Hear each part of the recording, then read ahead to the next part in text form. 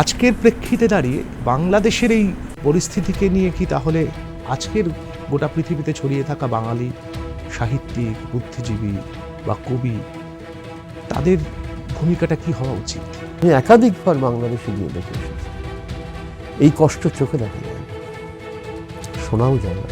ওই তরুণ কবির কথাই আমার বারবার মনে হচ্ছে যে চায়ে চুমুক দিয়ে চায়ে মিশে গেছে চোখের জল, চা না চোখের জল। সত্যি এটা একটা বিরাট প্রশ্ন। ভাত খেয়েছে, যার অন্ন গ্রহণ করেছে, যার নুন খেয়েছে, তার নিন্দে করো না, তার ক্ষতি করো না, তাকে আঘাত করো না।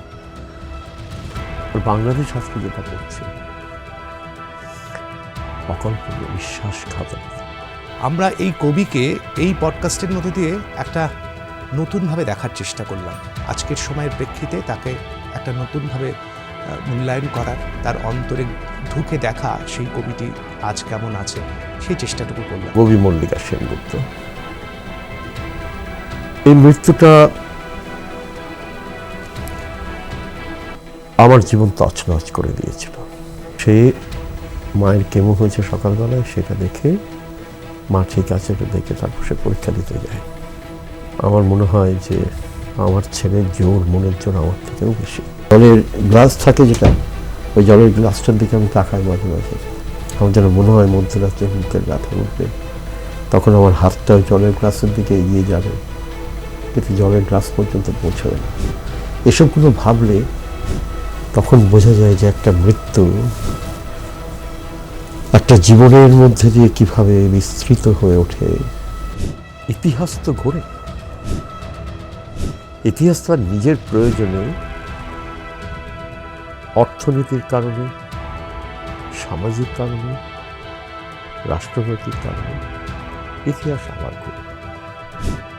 ইতিহাসে কেউ এক জায়গায় আটকে, এটা বারবার দেখা যায়। মাননীয় মুখ্যমন্ত্রী, তার মুখের যে ভাষা, সেই সহজিয়া ভাষা, সেই প্রান্তিক মানুষের ভাষা, তার রাজনৈতিক জীবনকে সাধারণ মানুষের কাছে সাধারণ মানুষের মতন হয়ে উঠেছেন তিনি।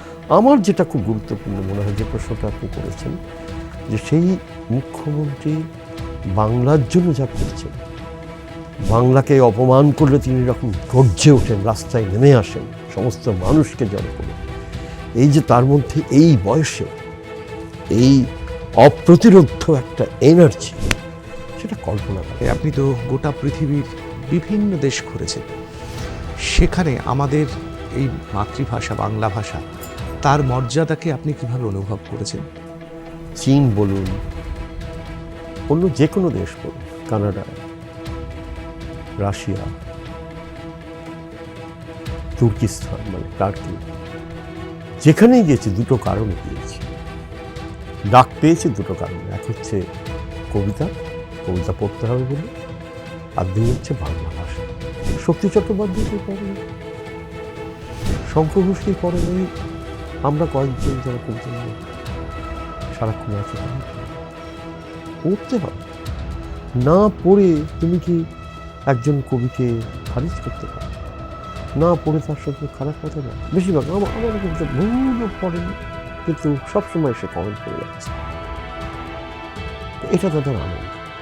এই আনন্দ থেকে কি করবো? আনন্দ থেকে সরিয়ে নিতে আনন্দই করে, তাই করি করে। দেখুন শুনবো তোমায় 16ই ফেব্রুয়ারি সোমবার রাত 9টায় আর প্লাস নিউজ ডিজিটালে।